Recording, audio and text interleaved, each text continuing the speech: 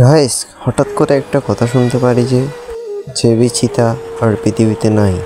এটা শুনে অনেক খারাপ লাগছে যে জেবি চিতা একজন স্পোর্টস প্লেয়ার, বেস্ট একজন স্পোর্টস প্লেয়ার ছিলেন। সে যে এভাবে আমাদের থেকে বিদায় নিবে কখনো ভাবিনি। স্পোর্টস টুর্নামেন্ট শুরু হওয়ার আগে সে 5 মিনিট আগে সে অসুস্থ অবস্থায় হসপিটাল থেকে চলে আসে এফএফবিসি টুর্নামেন্ট খেলার জন্য।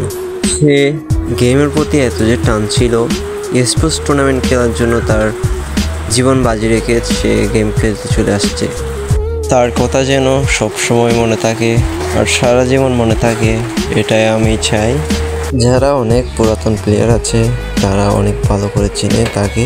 সে যে আমাদের কাছ থেকে এইভাবে বিদায় নেবে সেটা কখনো ভাবি নাই। তাকে নিয়ে কী বলবো, বলার কোনো ভাষাই নেই।